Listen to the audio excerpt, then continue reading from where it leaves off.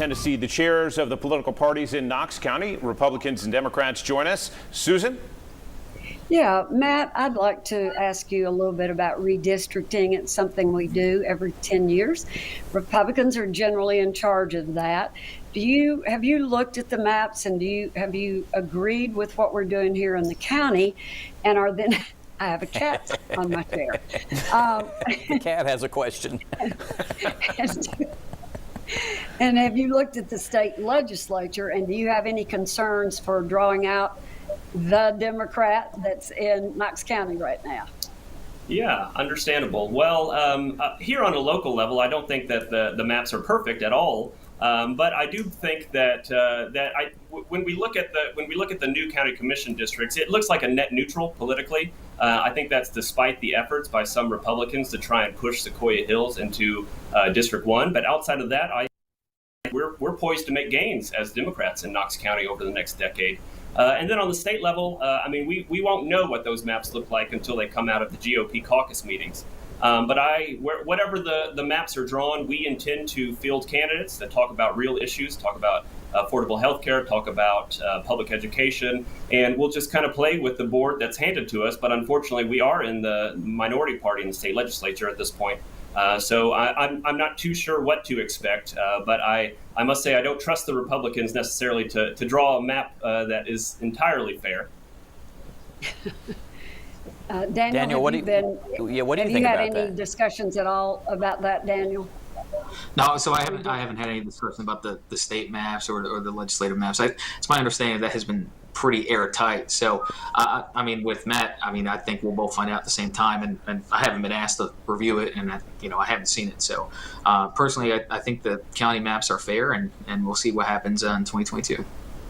Panelists, let me go back to what we started talking about, which is partisan school board elections. And bear with me because I haven't thought this all the way through, but it raises the interesting question: if we go to partisan races and considering sort of blue versus red city-county, do we not sort of create that kind of a weird dynamic if we go to partisan races, if we assume that, say, mostly Democrats win the sort of the majority city seats, if you will, versus outlying counties? I'm kind of curious if you have any thoughts about that. Matt, what do you think? Yeah, I think that's another side effect, a negative side effect of this bill, is that it's going to pit communities against each other that weren't against each other in the past. And I understand that the school board is not the most functional body always in Knox County, but they get stuff done. And I feel like injecting partisan politics into it unnecessarily. We have had nonpartisan school board races for as long as we can remember, and all of a sudden now we feel the need to change that. I don't think that things were broken, and I don't think that the partisan school board races is going to fix them. Making partisan school board races does nothing to increase teacher pay. It does nothing to increase learning outcomes. It only just kind of grows division within more local politics, and I think that's the wrong direction. Daniel, am I sort of worrying about something that's unnecessary or raising sort of a point that's not much of a big deal? Well, I think Matt brought it up earlier, right? So you're going to see that divide either way. Whether it's precincts. He said previously that they've gained new precincts. We've strengthened precincts. So I think people are trying to find out who the Republican and Democrat is anyway when they go look for a candidate. But other than that, no, I don't think this is going to cause any grave concern or a big divide here. Voters are going to vote voters are going to vote for the candidate they want. We have the same thing for county commission, and even our judicial races are partisan.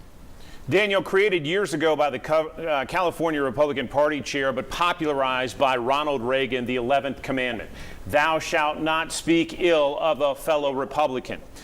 Are you picking favorites in the primary races as chair? Yes or no? No, I'm not. And I wish other Republicans follow that rule, because it seems like every other day there's something being negatively said about me regarding other Republican candidates, but or other Republicans. But no, I'm not picking any favorites, and I'm not. Billy? Well, Daniel, can I? Okay, John, go ahead, SRW.